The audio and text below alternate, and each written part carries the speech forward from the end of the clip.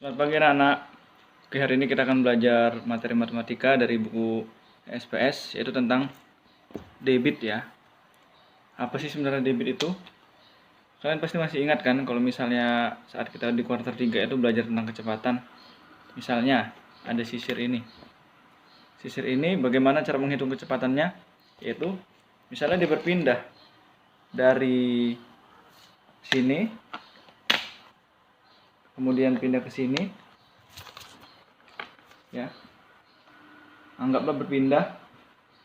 Maka bagaimana menghitung kecepatannya? Yaitu dengan cara membagi antara jarak yang dilalui oleh sisir ini tadi dibagi dengan berapa detik atau berapa menit atau berapa jam sisir tersebut berpindah. Itu namanya kecepatan, seperti yang kita pelajari di kuarter ketiga ya. Nah, sekarang kita akan belajar tentang debit. Pertama-tama, debit itu apa sih? Debit itu adalah suatu volume zat cair yang mengalir terhadap suatu benda per satuan waktu.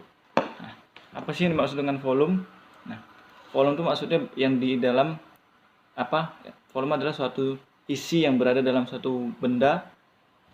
Ya, ini misalnya nih, volume. Isi dari botol ini adalah volumenya. Nah, volumenya itu harus berbentuk zat cair, seperti misalnya air. Mana cara menentukan debitnya? Yaitu berdasarkan dari volume yang berbentuk zat cair ini yang mengalir ke benda lain dibagi dengan berapa waktu yang dibutuhkan sehingga zat cair tersebut dapat berpindah ya. Nih, seperti ini.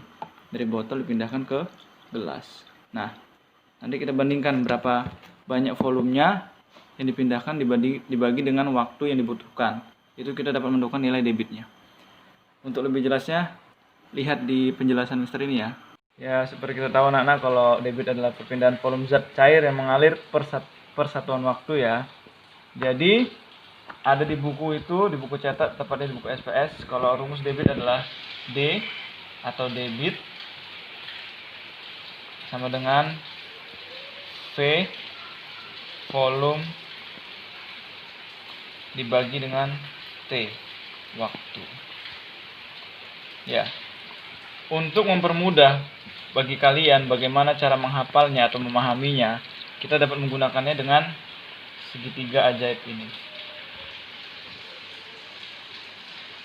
Ya, di atasnya adalah V, setelah itu adalah D dan T.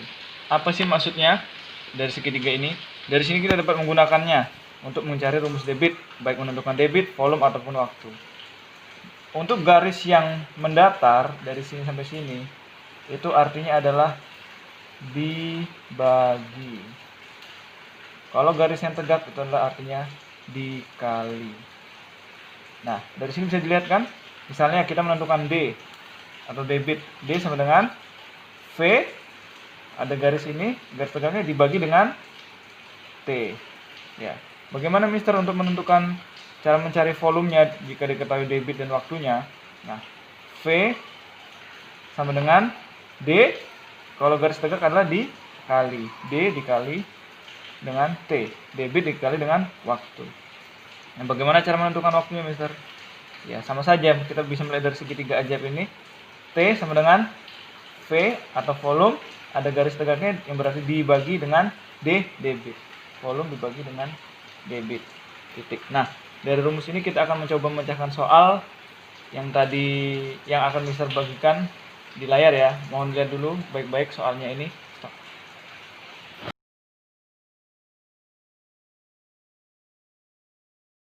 Nah, kita akan membahas yang tadi soal Mister berikan ya di video sebelumnya. Nomor 1, jika sebuah air keran mengalirkan air sebanyak 126 desimeter kubik dalam waktu 6 detik, berapakah debit air keran tersebut? Ya, tadi dari segitiga ajaib kita cari ya. Kita gambar lagi. Yang ditanyakan adalah berapakah debit air keran atau D.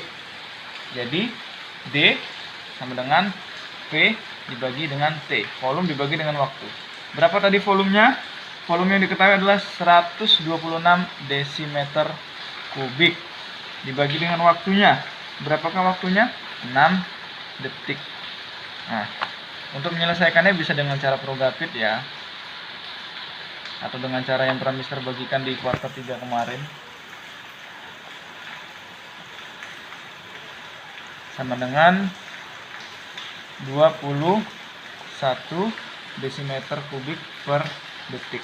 Itulah debit yang dimiliki oleh air keran tersebut ya.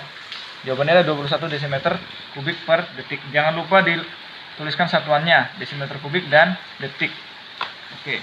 Untuk nomor 2, jika suatu bak mandi terisi penuh oleh suatu air yang dipindahkan dari ember dengan debit 12 ml per detik, diketahui debitnya 12 ml per detik. Jika waktu yang dibutuhkan sehingga bak mandi terisi penuh adalah selama 11 detik, berapakah volume bak mandi tersebut? Nah, yang diketahui adalah debit dan juga waktunya ya.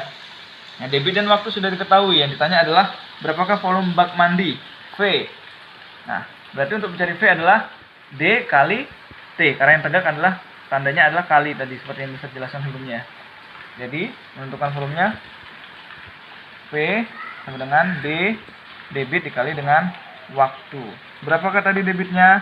12 ml per detik dikali dengan waktunya berapa? 11 detik. Oke. Ini bisa dicoret ya detiknya karena ini pembagi dan ini dia tidak dibagi. Tidak dibagi jadi bisa dicoret. Nah, berapakah jawabannya? Volumenya 12 ml dikalikan dengan 11 yaitu 132 ml. Ya, itu penjelasan dari Mister. Berharap kalian bisa menyelesaikan soal yang akan Mister berikan nanti dengan sangat baik dan juga teliti. Nah, itu tadi kita telah belajar tentang bagaimana sih cara menyelesaikan soal-soal yang berhubungan dengan debit, waktu, dan volume ya.